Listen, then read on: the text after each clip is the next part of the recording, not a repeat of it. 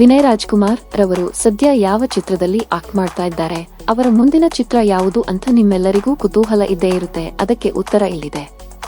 ವಿನಯ್ ರಾಜ್ಕುಮಾರ್ ಅವರು ಸದ್ಯ ದುನಿಯಾ ವಿಜಯ್ ರವರು ನಿರ್ದೇಶನ ಮಾಡುತ್ತಿರುವಂತಹ ಸಿಟಿ ಲೈಟ್ಸ್ ಚಿತ್ರದಲ್ಲಿ ಆಕ್ಟ್ ಮಾಡ್ತಾ ಇದ್ದಾರೆ. ಚಿತ್ರದಲ್ಲಿ ವಿಜಯ್ ಕುಮಾರ್ ರವರ ಮಗಳು ಮೋನಿಶಾ ರವರೇ ನಾಯಕಿ. ವಿನಯ್ ರವರ ಅಂದೊಂದಿತ್ತು ಕಾಲ ಹಾಗೂ ಗ್ರಾಮಾಯಣ ಈ 2 ಚಿತ್ರಗಳು ಸದ್ಯದಲ್ಲೇ ರಿಲೀಸ್ಗೆ ರೆಡಿ ಆಗ್ತಿದೆ.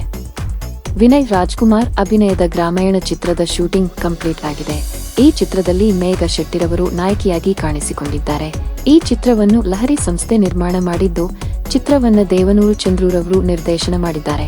ಆದರೆ ಈ ಚಿತ್ರಕ್ಕೂ ಮೊದಲು ವಿನಯ್ ಹಾಗೂ ಅದಿತಿ ಪ್ರಭುದೇವ ಅಭಿನಯದ ಅಂದೊಂದಿತ್ತು ಕಾಲ ಚಿತ್ರ ರಿಲೀಸ್ ಆಗಲಿದೆ. ಮುಂಗಾರು ಮಳೆಯಲ್ಲಿ ಹಾಡು ವೈರಲ್ ಆಗಿ ಹಿಟ್ ಆಗಿದೆ. ಇದೆಲ್ಲದರ ನಂತರ ಸಿಟಿ ಲೈಟ್ಸ್ ಬರಲಿದೆ. ಒಟ್ನಲ್ಲಿ ವಿನಯ್ ರಾಜ್ಕುಮಾರ್ ರವರ 2 ಚಿತ್ರಗಳು ಇದೇ ವರ್ಷ ರಿಲೀಸ್ ಆಗೋದು ಕನ್ಫರ್ಮ್.